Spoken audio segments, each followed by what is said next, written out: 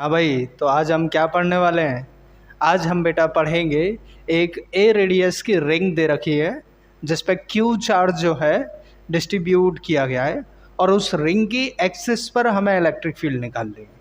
ठीक है, तो हम क्या करेंगे इसमें बेटा, सबसे पहले तो हम क्या करेंगे कि एक रिंग बनाने की कोशिश करते हैं। यहाँ पे है ना, ये मान लो कि एक रिंग है, ठीक। और इस रिंग की जो रेडियस है, यहाँ से यहाँ तक की जो ये रेडियस है, ये ए दी है। और रिंग की जो एक्सिस होगी वो क्या होगी, एक्सिस ये कोई होगी। यहाँ पे मान लेता हूँ मैं ये कोई पॉइंट पी है और इस पॉइंट पी पर जो है मुझे इलेक्ट्रिक फील्ड निकालना है। मान लेते हैं कि ये रिंग का सेंटर ओ है, ओ से ये वाला गैप जो है ये आर दे रखा है, ठीक है ना। तो और यहाँ पे मैं एक छोटा सा स्मॉल एलिमेंट जो है वो ले लेता हूँ। ये इस पर यूनिफॉर्मली चार्ज जो है वो डिस्ट्रीब्यूटेड है, ऐसा कुछ, ठीक है। ये आपको डेरिवेशन की जो लैंग्वेज है वो दे रखी है, वो हमने डायग्राम के थ्रू समझ ली। और एक छोटा सा एलिमेंट मैं यहाँ पे भी मान लेता हूँ। ओके, तो ये एक रिंग दे रखी थी जिस पे क्यू चार्ज जो है डिस्ट्रीब्यूट किया है। ये बोल रहा है ए charge Q is distributed uniformly. तो एक चार्ज क्यू है जो यूनिफॉर्मली डिस्ट्रीब्यूट हुआ है over a ring of radius a. उस रिंग की रेडियस दे रखी है a. Obtain an expression for the electric field. Electric field के लिए हमको इसका जो है एक्सप्रेशन निकालना है, ठीक है ना। और किस पर निकालना है, इसकी एक्सियल पोजीशन पे, एक्सिस पे, रिंग की एक्सिस पे, ठीक है ना। तो मैं मान लेता हूँ कि सेंटर से आर डिस्टेंस दूर कोई एक पॉइंट पी है जहाँ पे हमको इलेक्ट्रिक फील्ड निकालना है। अब ज़रा सोचो कि अगर मैं इसे टेस्ट चार्ज मानता हूँ तो ये छोटू सा चार्ज हो गया डी क्यू, ये भी एक छोटा सा चार्ज हो गया डी क्यू। और बेटा यहाँ से अगर मैं बात करूँ ये, तो ये पॉजिटिव चार्ज, यहाँ पर भी कोई टेस्ट चार्ज पॉजिटिव रखेंगे तो दोनों के बीच में रिपल्सन होगा, वो कुछ ऐसा जाएगा। इलेक्ट्रिक फील्ड जो है वो उसकी डायरेक्शन कुछ ऐसी होगी, है कि नहीं। अब अगर मैं ध्यान से देखूं यहाँ पे, ठीक है ना, ध्यान से सुनना इस इलेक्ट्रिक फील्ड को, कि अगर ये वाला एंगल जो है एक्सिस के साथ ये एंगल थीटा है तो क्या ये वाला एंगल भी थीटा ही बनने वाला है, ठीक है ना। और इस वाले इलेक्ट्रिक फील्ड को दो हॉरिजॉन्टल और वर्टिकल कंपोनेंट में अगर मैं रिजॉल्व करता हूँ, ठीक है ना, तो बेटा देख इलेक्ट्रिक फील्ड कुछ आ रही थी ऐसी, तो ये दो डायरेक्शन में मूव कर रही है। एक तो फॉरवर्ड डायरेक्शन में मूव कर रही है और एक डाउनवर्ड में, देख लो ऐसे जा रही है, तो ऐसे भी जाएगी और नीचे की तरफ भी आएगी, ठीक है ना, इन्हीं दोनों में। तो ये इसका हॉरिजॉन्टल कंपोनेंट होगा, ये इसका वर्टिकल कंपोनेंट होगा। तो this is horizontal component and this is vertical component, ठीक है ना। तो क्या हमें हॉरिजॉन्टल और वर्टिकल कंपोनेंट जो है ये बनाना आ गया। ओके, अब देख यहाँ पे एंगल थीटा बन रहा है, इसलिए मैं इसे लिखने वाला हूँ ई कॉस थीटा, और दूसरा जो होगा वर्टिकल वाला ई साइन थीटा। ये इलेक्ट्रिक फील्ड, ठीक है ना। अब यहाँ वाले चार्ज से भी अगर मैं निकालूँ यहाँ पे, है ना, मान लेता हूँ ये वाला डिस्टेंस x है, तो यहाँ वाले चार्ज से भी तो करना पड़ेगा मुझे यही काम। अगर ऐसे करता हूँ तो इलेक्ट्रिक फील्ड कुछ ऐसी जाएगी निकल के यहाँ से, है कि नहीं। अब इलेक्ट्रिक फील्ड अगर ये जा रही है तो इसको दो कंपोनेंट, देखो ये ऐसे मूव कर रही है, ध्यान देना, मेरे हाथ को देखोगे तो दिखेगा कि किन दो डायरेक्शन में ये मूव कर रही है। ऐसे मूव कर रही है तो ये इधर भी मूव कर रही है और ऊपर की तरफ भी, मतलब इसका हॉरिजॉन्टल कंपोनेंट ये होगा, वर्टिकल कंपोनेंट ये होगा, है कि नहीं। तो हॉरिजॉन्टल कंपोनेंट अगर मैं यहाँ पे मान लो कि ये एंगल थीटा है तो ये भी क्या होगा, एंगल थीटा होगा। तो फिर से ये यहीं आ जाएगा और ये बनेगा हमारा ई कॉस थीटा, और ये क्या है, ये वर्टिकल कंपोनेंट बनेगा जो है हमारा ई साइन थीटा, ठीक है ना। तो ये हमारा जो है डायग्राम बन के तैयार हो गया है। अब अगर डायग्राम समझ में आ गया है तो पूरी चीज़ें जो हैं क्लियर हो जाएंगी धीरे धीरे। इसमें बेटा एक चीज़ और ध्यान देना कि एक क्यू चार्ज दे रखा था, स्मॉल क्यू, जो पूरी रिंग के लिए था, ठीक है ना। तो पूरी रिंग के ऊपर जो चार्ज है वो क्यू है, तो छोटे से पार्ट डी क्यू, या फिर यहाँ पे इसकी जो लेंथ होगी, मैं ऐसा मान ले रहा हूँ कि जो मैंने डी क्यू लिया है, इसकी यहाँ से यहाँ तक की जो लेंथ है ये क्या हो जाएगी, डी एल हो जाएगी, है कि नहीं। तो यहाँ से यहाँ तक क्या हो जाएगी, डी एल हो जाएगी, ठीक। तो बेटा यहाँ पर डी एल लेंथ के ऊपर चार्ज कितना होगा ये निकालना है मुझे। देखो जनरली अगर मैं चार्ज निकालता तो पूरा चार्ज क्यू जो है इस पूरी रिंग पर डिवाइड हो रहा है, तो टू रिंग का पेरीमीटर क्या होता है 2 पाई आर, चार्ज पर unit length 2 pi r, r की जगह पे रेडियस दे रखी है आपको ए, इसलिए मैंने ए लिख दिया, तो क्यू अपॉन 2 पाई ए आया, ठीक है ना, इनटू डी एल।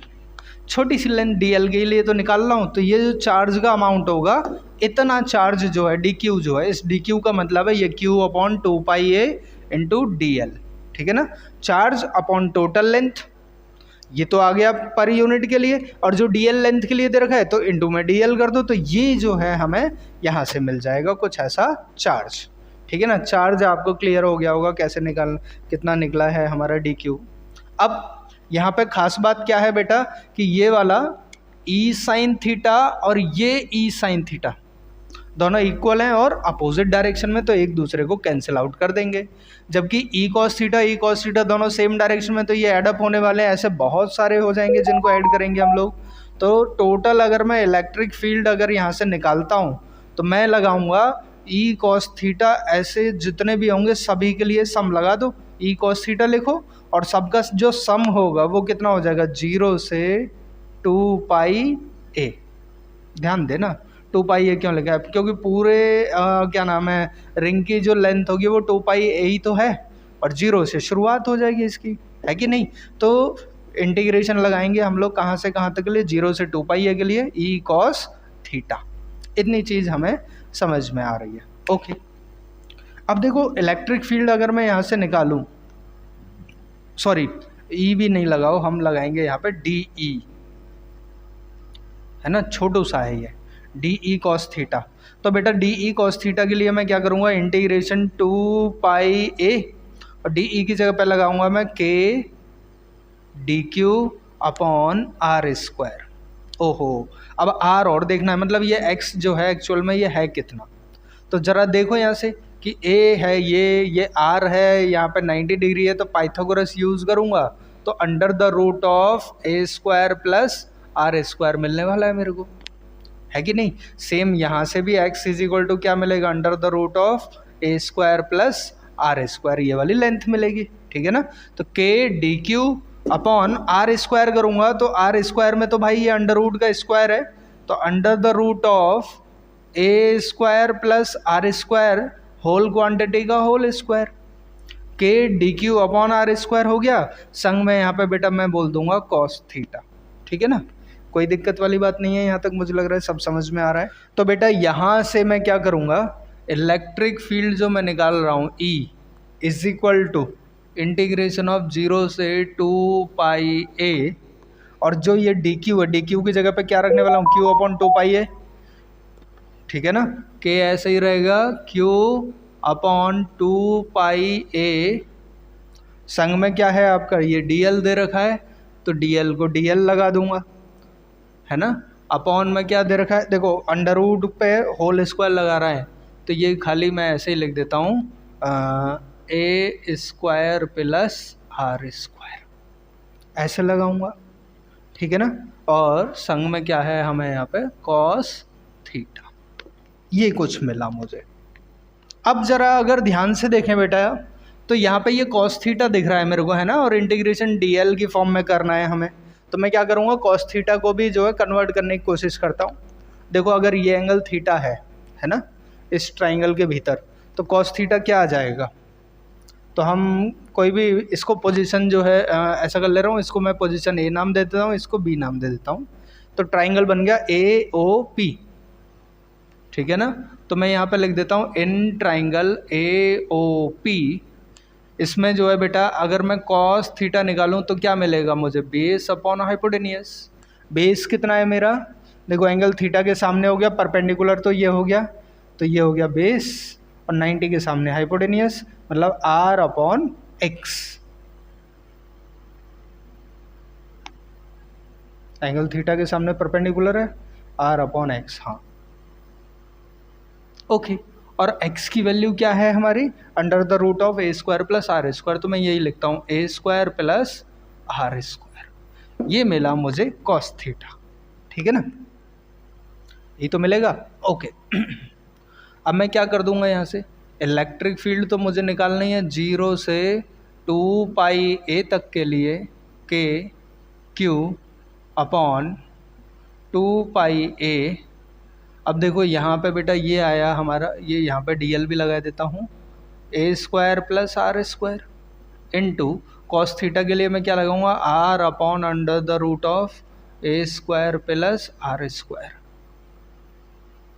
ये जो कांस्टेंट हैं उन वैल्यूज़ को बाहर भी निकालेंगे अभी।